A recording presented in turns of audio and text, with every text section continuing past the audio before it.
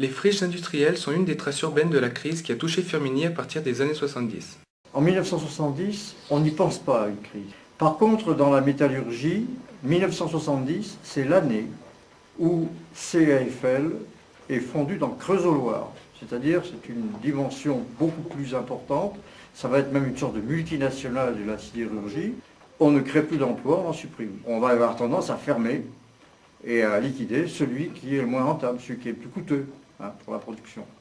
Et ça se traduira petit à petit par des fermetures d'ateliers. Cette crise se traduit notamment par la fermeture des unités de production dans la vallée de l'Ondaine.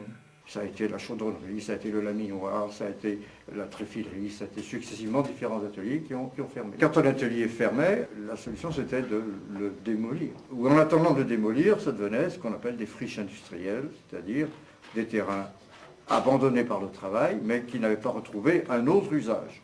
Et ça a été tout un des problèmes de l'urbanisme des années 80 et 90.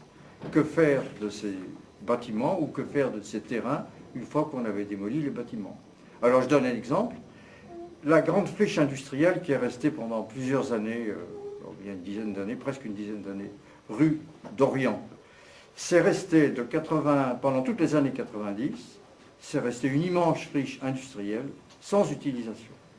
Les pouvoirs publics ne savaient pas quoi en faire devant l'opposition de la population à son projet. Et puis à l'approche des élections de 2001, on a envie de faire en vitesse construire là-dessus l'usine qui sert maintenant pour le traitement des ordures ménagères, enfin pas des ordures mais des déchets recyclables. Et on a commencé à faire un lotissement. Mais c'est pas vieux. On a petit à petit attiré des entreprises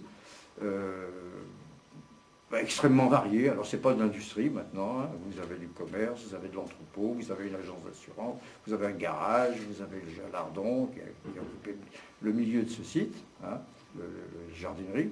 Si les pouvoirs publics ont pris conscience de la nécessité de reconvertir ces espaces, cela a supposé aussi de définir des règles d'urbanisme. Est-ce qu'il faut imposer aux entreprises qu'on accepte des règles, des contraintes, c'est-à-dire des contraintes sur les clôtures, sur l'apparence extérieure du bâtiment, pour que ça ne soit pas trop vilain dans le paysage, qu'on ne fasse pas n'importe quoi. Alors je donne un exemple qui est en dehors de Firminy. Il y a la zone qui était la zone de la centrale du Bec et au Chambon-Feugerolles, la zone du Bec, où la municipalité a voulu créer un espace industriel sur des friches industrielles anciennes en conservant des espaces verts et même en reconstituant un ancien torrent en bordure de gazon et de pelouse pour en faire une sorte de zone industrielle paysagée. Il y a une époque aussi où on se dit on pourrait peut-être voir si on ne peut pas réutiliser les bâtiments à autre chose. Par exemple, vous avez au Chambon-Feugerolles la forge qui a été réutilisée comme salle de fête. À Firminy, ça s'est passé un peu différent. C'est un lotissement qui s'est fait au coup par coup. Alors ça s'est fait un peu en mettant n'importe quoi à côté de n'importe quoi. Bon, il n'y a pas d'homogénéité. On verra comment ça fonctionnera. C'est ce que vous voyez dans le paysage actuellement. L'acquisition des terrains abandonnés se fait par l'intermédiaire de certains organismes. Il faut d'abord récupérer les terrains. Alors soit l'entreprise a fait faillite ou n'a plus d'intérêt dans la région, alors elle cède les terrains pour pas cher, soit il faut les racheter.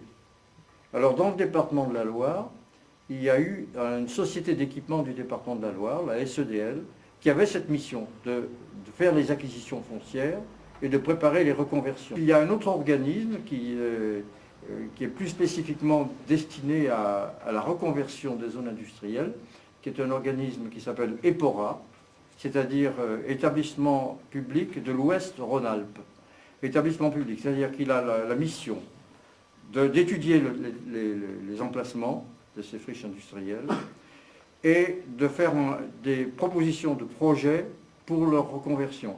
Il est évident que des sites sur lesquels on a travaillé le métal, utilisé des graisses, des produits chimiques et même des produits radioactifs nécessiteraient une dépollution. Il y a eu une préoccupation effectivement d'inventorier les niveaux de pollution des sites et peut-être de travailler à les dépolluer.